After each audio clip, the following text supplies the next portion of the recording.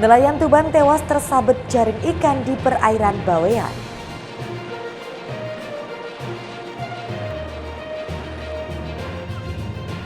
Manajemen Persibo ajukan banding terkait sanksi pengurangan 9 poin.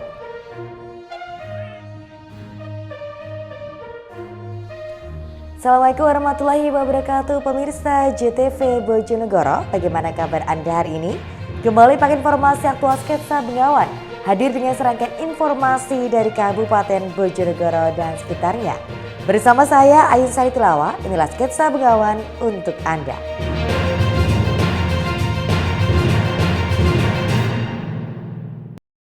Pemirsa, kami awali informasi yang pertama. Seorang nelayan di Kabupaten Tuban tewas akibat tersabet tali jaring ikan yang diterjang ombak besar. Korban tewas seketika setelah mengalami luka terbuka di bagian kepala.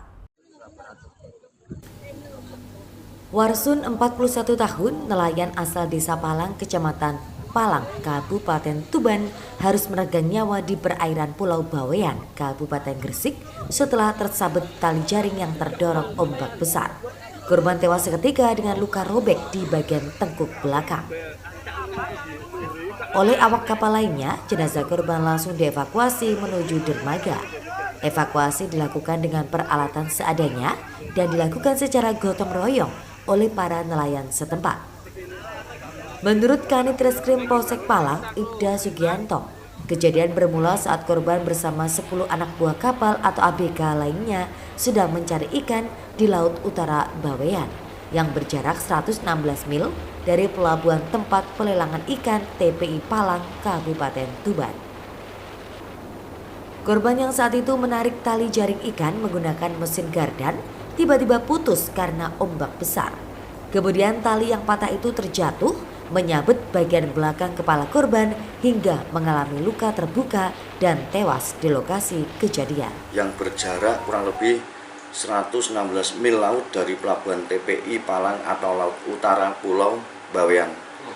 Korban atas nama Warsun menarik tali payang dengan mesin gardan karena ombak yang cukup besar mengakibatkan tali payang tersebut patah sehingga jatuh mengenai kepala bagian belakang dan korban mengalami luka terbuka serta meninggal di tempat, begitu kira-kira. Dan itu jenazahnya langsung dimakamkan seperti apa? Jenazah itu masih saudara yang punya kapal, itu adik ipar. Segera langsung dimakamkan pada saat itu juga pada sore harinya. Dan saat itu ada berapa nelayan dan yang ikut dalam satu kapal? Kurang lebih sekitar 10 ABK kapal. Sudah kita minta keterangan semua,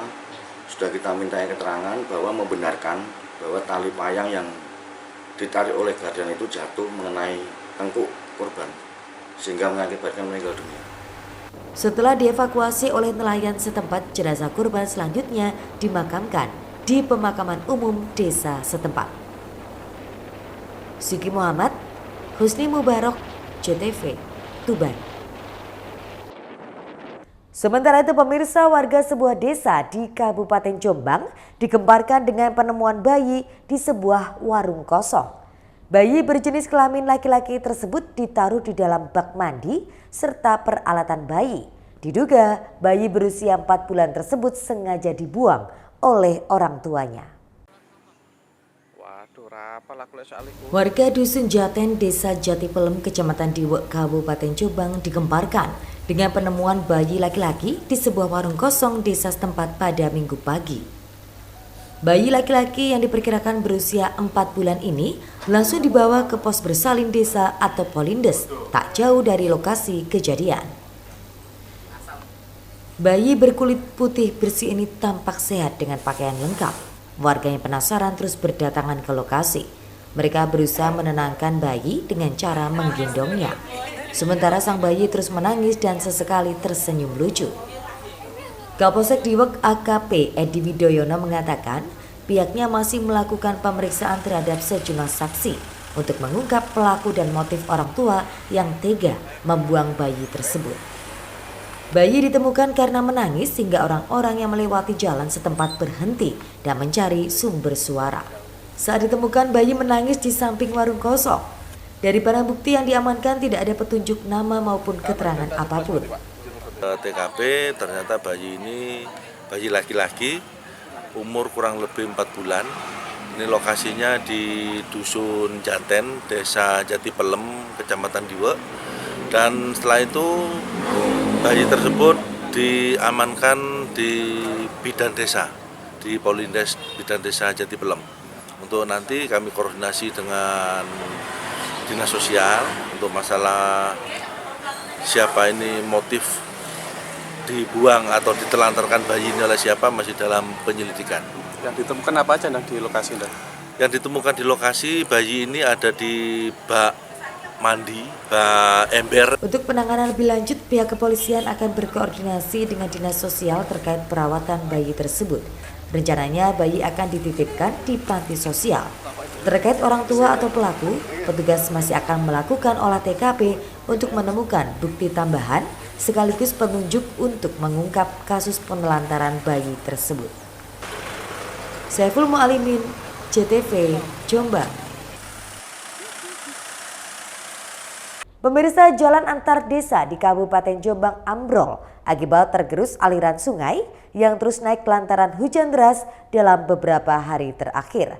Kondisi jalan rabat beton yang ambrol hingga separuh jalan ini menyebabkan jalur tidak bisa digunakan.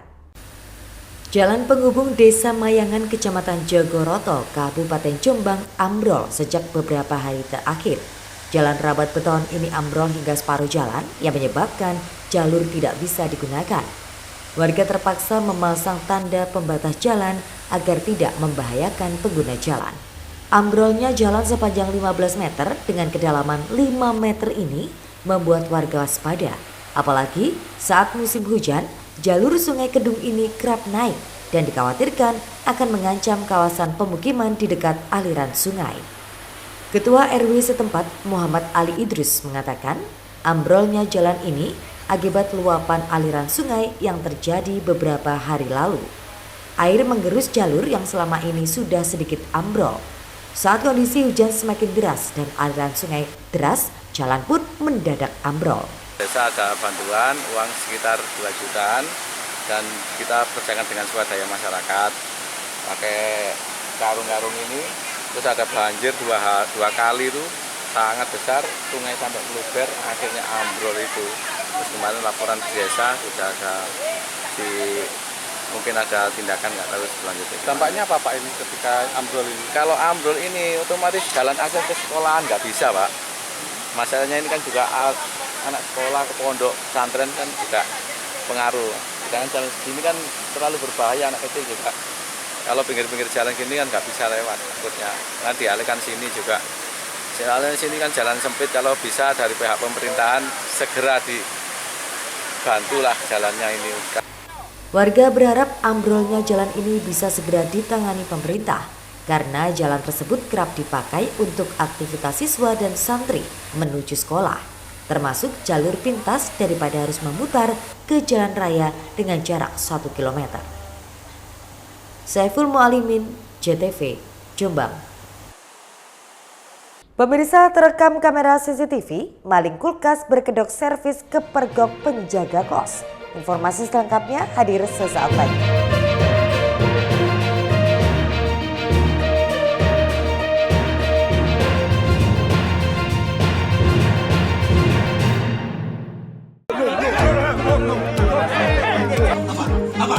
Apa isinya?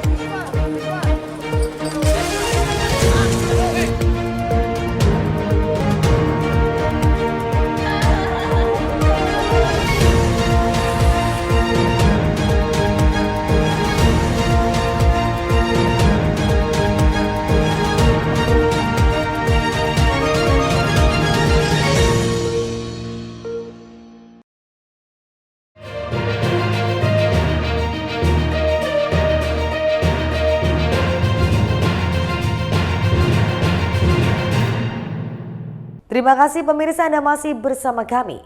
Seorang pemuda nekat menggasak satu unit kulkas dari sebuah tempat kos di Kabupaten Tuban. Aksi pelaku datang hingga membawa kabur kulkas berukuran besar tersebut terekam CCTV.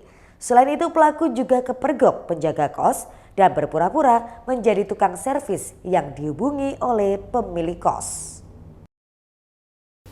Aksi seorang pemuda mencuri salah satu unit kulkas dari sebuah tempat kos milik Joko Sulistianto di Kelurahan Latsari, Kecamatan Tuban Kota, Kabupaten Tuban Minggu pagi terekam kamera pengawas CCTV. Dalam rekaman terlihat pelaku masuk ke sebuah ruang tamu dan menyeret sebuah kulkas 2 pintu. Setelah bersusah payah memindahkan kulkas berukuran besar ini, selanjutnya pelaku berusaha menaikkan barang curiannya menggunakan sepeda motor. Beruntung saat pelaku hendak membawa kabur barang curiannya dipergoki oleh penjaga kos.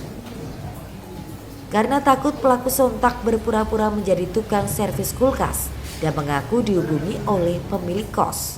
Bahkan agar terlihat seperti tukang servis, pelaku juga membongkar pintu hingga perlengkapan kulkas.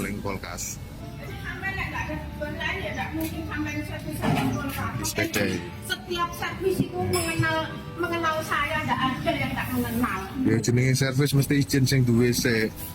Karena curiga, penjaga kos lantas mengkonfirmasi klaim pelaku kepada pemilik kos. Ternyata pemilik kos mengaku tidak merasa menghubungi tukang servis. Kejadian ini selanjutnya dilaporkan kepada pihak kepolisian. Yaitu mau servis. Nah sebelumnya yang punya kos kan belum ada koordinasi sama saya kan, nggak ada jadwal ada servis, apakah itu kan nggak mungkin kan seperti itu. Nah itu awal curiga saya, langsung kita amankan. Amankan pertama itu kontaknya yang kita amankan. Karena apa?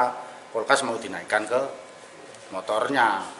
Terus segini, yes, emangnya nasibnya lah, yes, goblok maling goblok lah ya, atau belajar. Ya. Pak, itu sempat dinaikkan kulkasnya, Pak? Ya tadi sempat mau dinaikkan, terus dia itu nggak muat, nggak kuat buat nahan beban seberat gini ya. Akhirnya jatuh. Nah, itu. Terus ada suara jebrak, kita samperin, ternyata ada indikasi mau curi kulkas itu. Terus selanjutnya dilaporkan polisi atau gimana? Ya langsung kita laporkan ke bosnya dulu, terus bosnya langsung ke laporan ke Polsek. Kanit Reskrim Polsek Tuban, Ibda Abdul Latif Reksonegoro mengatakan pelaku bernama Wisnu Adi Prasetya, 31 tahun, warga Kelurahan Kebonsari, Kecamatan Tuban Kota. Dari keterangan pelaku, aksi tersebut dilakukan lantaran tidak punya uang untuk memenuhi kebutuhan sehari-hari. Menurut keterangan dari tim kita, hasil penyelidikan, dia itu datang sendiri. Ada melihat kos-kosan terbuka, dia masuk, di situ ada barang, mencari barang dan ditemukan kulkas. Nah, kulkas itu rencananya diangkut pakai sepeda motor. Terus sempat gagal juga. Ini diamankan. Dipergoki dengan dipergoki sama penjaga kos-kosan, sehingga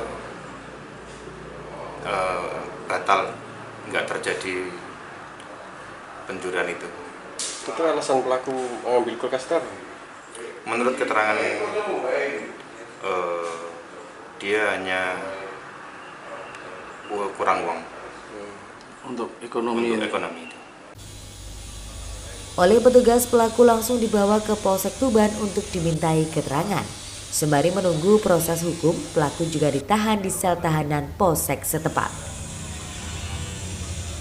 Siki Muhammad, Husni Mubarok, CTV, Tuban. Sementara itu pemirsa, gudang penyimpanan material pabrik pembakaran batu di Kabupaten Tuban terbakar hebat. Banyaknya tumpukan serbuk kayu, bahan bakar membuat api pun sulit dipadamkan. Untuk memadamkan api, 2 mobil pemadam kebakaran dikerahkan ke lokasi kejadian. Kebakaran melanda pabrik pengolahan batu kapur di Desa Plumpang, Kecamatan Plumpang, Kabupaten Tuban. Banyaknya tumpukan material serbuk kayu membuat api sulit dipadamkan. Mengetahui kejadian ini, para pekerja berusaha memadamkan api dengan peralatan sembari menunggu kedatangan petugas damkar. Mendapati laporan, 2 mobil pemadam kebakaran dikerahkan ke lokasi kejadian. Petugas bersama sejumlah karyawan pabrik secara gotong royong berusaha memadamkan api yang menjalar. Setelah 2 jam melakukan pembasahan, api dapat dipadamkan seluruhnya. Belum diketahui secara pasti penyebab kebakaran pabrik pengolahan material pembangunan jalan ini. Namun kerugian ditaksir mencapai 15 juta rupiah. Ya, kami tadi menangani kejadian 65 di wilayah Kecamatan Pelumpang bahwa ada kebakaran di gudang milik Timbul Persada. Menindaklanjuti laporan tersebut, kami segera mengirimkan personil dengan 2 armada, 1 dari pos Rengel, 1-nya dari pos Mako di Tuban. Dan itu yang terbakar apa saja, Nek? Material berupa serbuk untuk bahan bakar mereka dan material sekitarnya terbakar. Dan untuk jumlah kerugian dan penyebabnya apa? Ini penyebabnya masih dalam proses penyelidikan, masih belum diketahui. Kerugian juga masih dalam penghitungan, masih taksi, belum kita dapat informasi. Dan itu pabriknya itu produksi apa sih, Pak? Itu produksi ini pembakaran material untuk material untuk pembangunan jalan dan sebagainya itu. Yang itu. Kalau untuk proses pembasahan hingga api padam? Hampir 1 jam tadi. Untuk pemadamannya 1 jam, kemudian proses pembasahannya 1 jam. Itu kesulitannya apa kan? Dalam alhamdulillah tidak ada kesulitan yang berarti. Akses jalan masuk mudah, air juga mudah. Kemudian karyawan di perusahaan tersebut juga antusias untuk membantu kami dalam proses pemadaman. Tidak ada korban jiwa maupun luka dalam kebakaran ini. Hingga kini petugas masih memintai keterangan kepada para saksi dan sejumlah pekerja untuk mengetahui penyebab pasti kebakaran. Siki Muhammad, Husni Mubarok, JTV, Tuban. Sementara itu pemirsa, laga lanjutan babak 16 besar Liga 4 Jawa Timur mempertemukan tuan rumah Persingah melawan Sang Maestro. Hasilnya Persingah kalah 1-0 dalam laga grup KK. Dalam laga grup KK, penyisian 16 besar Liga 4 Jawa Timur, tuan rumah Persingah Ngawi harus tunduk 1-0 dari tim Sang Maestro. Pelatih Sang Maestro Khairul Anam mengaku bersyukur atas hasil yang diraih timnya, termasuk jalannya pertandingan yang berlangsung cukup baik. Meski salah satu pemainnya ada yang diganjar kartu merah, namun tidak menyurutkan permainan. Ia menegaskan dalam sepak bola semua adalah saudara, namun keberuntungan berpihak kepada timnya sehingga mampu meraih 3 poin. Oke, terima kasih. Yang pertama tetap kita ucapkan puji syukur alhamdulillah pada Allah. Kita diberi poin 3. Yang pertama, yang kedua, semua pemain selamat baik dari Sang Maestro juga Persingah Ngawi. Saya rasa main bola kita semua saudara. Tinggal keberuntungan aja di sini memihak pada Maestro, itu aja. Oke. Tadi sempat 1 di kartu merah ya, Gus. Itulah pertandingan dan permainan, ya. Ya itu kan ranahnya wasit, kita nggak bisa, ya. Itu kalau melihat kepemimpinan wasit seperti apa? Ya sudah rule lah, bagus, sudah fair play saya rasa. Target di pertandingan sisa nanti? Ya kita harus tetap fokus di pertandingan terakhir tanggal 4 hari Selasa, kita tetap harus 3 poin. Sementara itu Muhammad Fahrudin, pelatih Persingah Ngawi, tetap mengapresiasi dengan permainan anak asuhnya. Diakuinya banyak evaluasi yang akan dilakukan termasuk dalam hal finishing. Karena dalam pertandingan tersebut banyak peluang yang sebenarnya dapat dijadikan gol. Sehingga di laga tersisa penyisian grup KK yang nantinya akan mempertemukan Persingah dengan Unisa FC, ia mentargetkan kemenangan. Secara hasil memang kita kalah, tapi saya tetap apresiasi maksimal apa yang dilakukan anak-anak maksimal. Sampai beberapa perubahan taktik pun juga dilakukan. Kalau urusan wasit saya tidak komentar, itu di luar kepentingan saya cuma fokus terhadap tim saya. Masih seperti pertandingan sebelumnya kayaknya finishing touch-nya yang kayaknya lemah. Ya. Ada beberapa hal yang mungkin tidak tercapai ya. Salah satunya ya dilihat semua. Tapi dari segi positifnya kan usahanya sudah terlalu keras. Siapa sih yang nggak kepingin menang? Ya kan? Semuanya sudah dilakukan. Ya seperti itu permainan, menang kalah. Kalau tim lawan Diketahui dalam grup KK penyisian 16 besar Liga 4 Jawa Timur terdapat 4 tim yang bertanding di Stadion Ketonggo Ngawi. Pertandingan sebelumnya yakni Arek Malang Indonesia juga berhasil menang tipis 1-0 melawan Unesa FC. Ito Wahyu, JTV Ngawi. Informasi mengenai manajemen Persibo yang mengajukan banding terkait sanksi pengurangan 9 poin akan kami hadirkan usai jeda pariwara.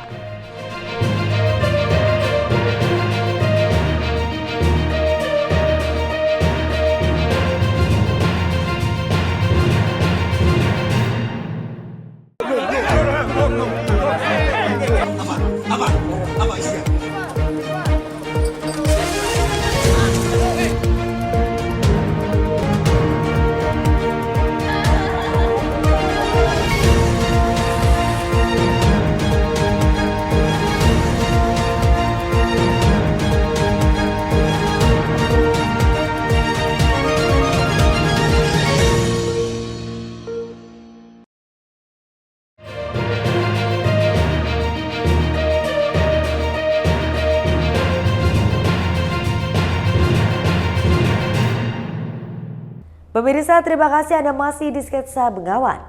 Manajemen Persibo Bojonegoro mengajukan banding terkait sanksi yang dikeluarkan oleh Komite Disiplin PSSI, yakni pengurangan 9 poin serta denda sejumlah 500 juta rupiah.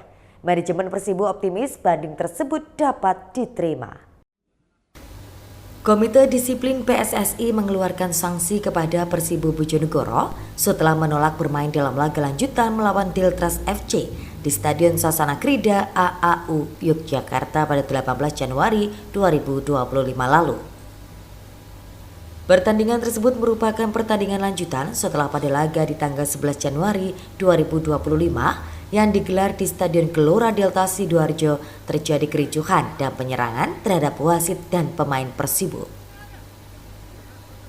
Atas kejadian tersebut, Komdis PSSI menganggap Persibo Bojonegoro melanggar regulasi Pegadaian Liga 2 tahun 2024-2025 dan Kode Disiplin PSSI tahun 2023. Hal itu lantaran Persibo hadir di tempat pertandingan namun menolak untuk bertanding. Kejadian tersebut diperkuat dengan bukti-bukti yang cukup untuk menegaskan terjadinya pelanggaran regulasi dan disiplin. Untuk itu Persibo diberikan hukuman kalah 0-3 dari Deltras FC. Kemudian pengurangan 9 poin dengan mekanisme pengurangan poin diserahkan kepada PT Liga Indonesia Baru sebagai operator Liga 2 serta denda 500 juta rupiah. Menanggapi sanksi tersebut, Presiden Persibo Dedi Andrianto Wibowo mengatakan saat ini pihaknya masih melakukan upaya banding. Ia optimis banding tersebut bisa diterima. Selain itu terkait sanksi pemain Persibo yakni Alvin Tua Salamoni juga sudah dilakukan banding, kemudian direspon LIB dengan sanksi larangan pertandingan hanya 4 kali. Jadi untuk terkait dengan sanksi yang 9 poin kita saat ini lagi proses banding dan kita optimis karena kita sebenarnya juga sudah melakoni laga selama 94 menit, jadi kita optimis bahwa sanksi itu tidak akan ada. Untuk hasil banding yang 9 poin berarti belum ada. Memang belum ada respon sampai sekarang. Cuma kita juga berusaha meyakinkan terus kepada LIB bahwa seharusnya kami tidak mendapatkan sanksi minus 9. Mungkin alasan tersendiri atau dasar yang digunakan Persibo untuk banding itu seperti apa Coach materinya? Karena kita sudah melakoni sebenarnya 94 menit dan kita juga sudah datang juga di laga melanjutkan pertandingan di Jogja. Namun kami tidak merasa bahwa pertandingan itu cukup kondusif untuk dilanjutkan karena tidak boleh ada pergantian pemain. Dan masih banyak hal-hal yang lainnya. Jadi dengan dasar bahwa kita sudah melakoni laga sebanyak 94 menit, jadi menurut kami akan tidak fair bahwa kalau kita menerima sanksi sebesar 9 poin. Edo Judi Aldian, JTV, Bojonegoro. Sementara itu, Persela Lamongan harus puas berbagi poin dengan Bayangkara FC pada matchday ketiga Grup Y babak 8 besar Liga 2. diwarnai kegagalan penalti Ezekiel, Persela dan Bayangkara mengakhiri laga dengan skor 1-1. Matchday ketiga Grup Y babak 8 besar Liga 2 Indonesia antara Persela Lamongan melawan Bayangkara FC digelar di Stadion Tuban Sport Center pada Sabtu sore. Bertindak sebagai tuan rumah, Persela hanya mampu bermain imbang 1-1. Persela dan Bayangkara sama-sama tampil dengan tempo cepat pada awal babak pertama, tetapi belum ada peluang berbahaya yang diciptakan oleh kedua tim hingga memasuki menit ke-15. Persela langsung melakukan pergantian cepat di menit ke-24. Lee Yujun menggantikan peran Vinky Pasamba yang tidak bisa melanjutkan pertandingan. Persela berhasil mencetak gol pembuka di menit ke-34. Yoga Adiatama membukukan gol dari luar kotak penalti yang mengarah ke tiang jauh. Skor 1-0 untuk Persela.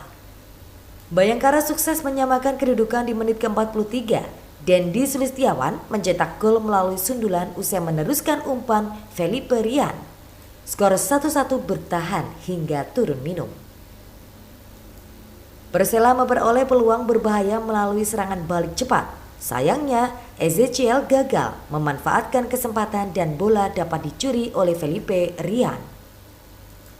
Ezekiel mendapatkan bola liar di kotak penalti Bayangkara. Namun, eksekusi Ezekiel masih melambung jauh dari gawang Awan Seto.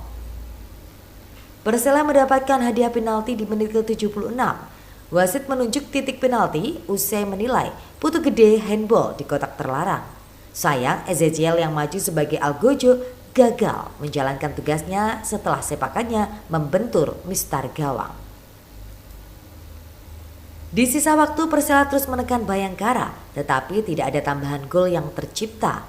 Laga Persela versus Bayangkara berakhir 1-1. Atas hasil ini, pelatih Bayangkara FC Hanim Sugiarto merasa senang karena mampu mendapatkan poin dalam laga away. Menurutnya, poin ini menjadi gambaran awal untuk melawan Persela di laga home-nya nanti. Terkait pertandingan hari ini, pertama kami sampaikan rasa syukur, alhamdulillah kami mendapatkan poin di melawan Persela Lamongan di laga away ini. Ini yang poin yang paling penting bagi kami untuk menghadapi pertandingan selanjutnya di home melawan Persela juga. Kemudian gambaran pertandingan hari ini, pertandingan sangat menarik. Kedua tim bermain dengan determinasi yang cukup tinggi. Semuanya bermain bagaimana offensive play kedua tim ditunjukkan hari ini. Banyak peluang keduanya yang diciptakan. Saya pikir sangat menarik disaksikan untuk pertandingan sore ini.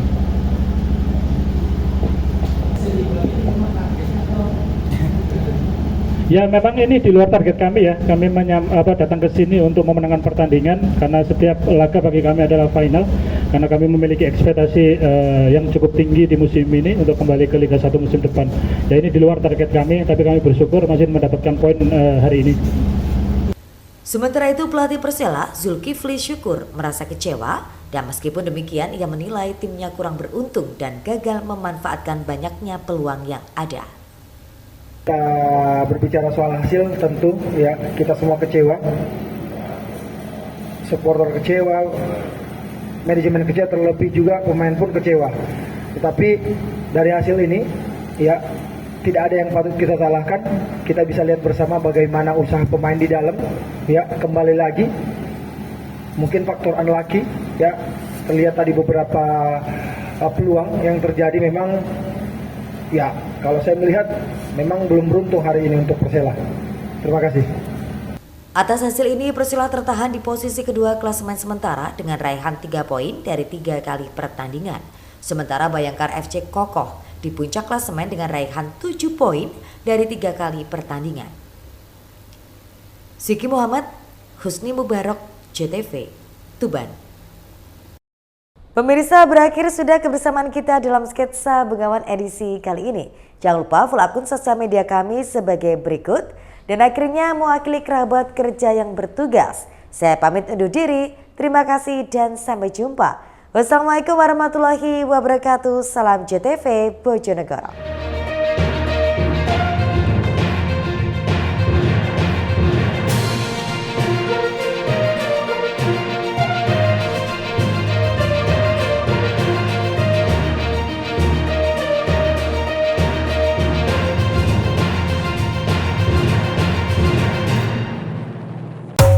Lamongan.